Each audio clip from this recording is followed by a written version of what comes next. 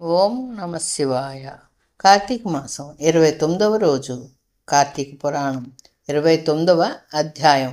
అంబరీషుడు దూర్వాసుని పూజించుట. ద్వాదశి పారాయణం.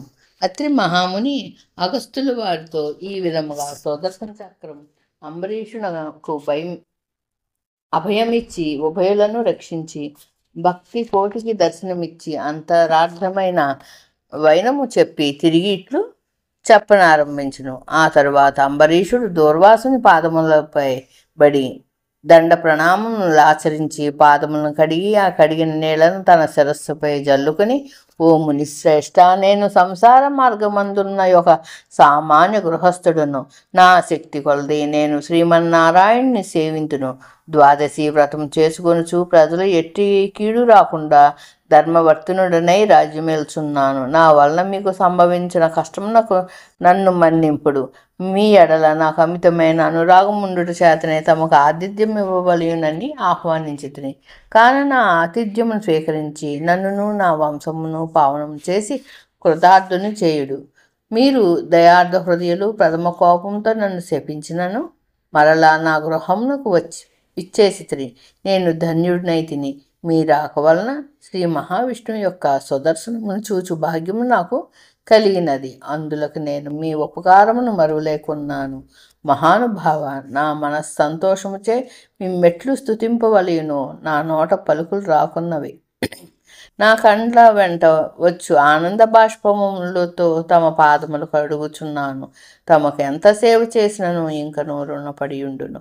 కాన ఓ పుణ్యపురుష, నాకు మరలా నరజన్మ రాకుండా ఉండేటట్లును సదా మీ బోటి మునిశ్రేష్ఠులు ఎందును ఆ శ్రీమన్నారాయణు ఎందును మనసు గలవాడినై ఉండునట్లు నన్ను ఆశీర్వదించుడని ప్రార్థించి సహపంక్తి భోజనములకు దయచేయమని ఆహ్వానించను. ఈ విధముగా తన పాదములపై బడి ప్రార్థించుచున్న అంబరీషుని ఆశీర్వదించి, రాజా, ఎవరు ఎదుటివారి బాధను నివారణ గావించి ప్రాణములు కాపాడుదురో, ఎవరు శత్రువులకైనను శక్తి కొలది ఉపకారం చేయుదురో అట్టివారు తండ్రితో సమానమని ధర్మశాస్త్రములు తెలియజేయుచున్నవి. నీవు నాకు ఇష్టడువు, తండ్రితో సమానుడివైనావు. నేను నీకు నమస్కరించినచో నాకంటే వాడగుట వలన నీకు ఆయుక్షేణం కలుగును. అందుచేత నీకు నమస్కరించుట లేదు. నీవు కోరిన ఈ స్వల్ప కోరికను తప్పక నెరవేర్చదను. పవిత్ర ఏకాదశి వ్రతనిష్ఠుడవగు నీకు మనస్తాపమును కలుగజేసినందులకు వెంటనే నేను తగిన ప్రాయశ్చిత్తమును అనుభవించితిని. నాకు సంభవించిన విపత్తును తొలగించుటకు నీవే దిక్కైతివి. నీతో భోజనం చేయడం నా భాగ్యము గాక మరొకటి యగున అని దుర్వాస ముని పలికి అంబరీషుని అభీష్టము ప్రకారం పంచభక్ష పరమాణాలతో సంతృప్తిగా విందారగించి అతని భక్తిని కడుంగుడు ప్రశంసించి అంబరీషుని దీవించి సెలవు పొంది తన ఆశ్రమునకు వెళ్ళాను. ఈ వృత్తాంతమంతయు కార్తీక శుద్ధ ద్వాదశి దినమున జరిగినది. కాన ఓ అగస్త్య మహాముని, ద్వాదశి వ్రత ప్రభావం ఎంతటి మహత్యము గలదో గ్రహించదు గదా. ఆ దినమున విష్ణుమూర్తి క్షీరసాగరమందున శేషశయ్యపై నుండి లేచి ప్రసన్న మనస్కుడై ఉండును. కనుకనే ఆ రోజునకు అంతటి శ్రేష్టతయు మహిమయు కలిగినది. ఆ దినమున చేసిన పుణ్యం ఇతర దినములలో పంచదానములు చేసినంత ఫలమును పొందురు. ఏ మనుషుడు కార్తీక శుద్ధ ఏకాదశి రోజున శుష్కోపవాసము ఉండి పగలల్లా హరినామ సంకీర్తనచే గడిపి ఆ రాత్రంతయు పురాణము చదువుతూ లేక వింటూ జాగరణ చేసి ఆ మరునాడు అనగా ద్వాదశి నాడు తన శక్తి కొలది శ్రీమన్నారాయణి ప్రీతి కొరకు దానములు ఇచ్చి బ్రాహ్మణులతో కూడి భోజనం చేయును. అట్టివాని సర్వ పాపములు ఈ వ్రత ప్రభావం వలన పటాపంచలైపోవును.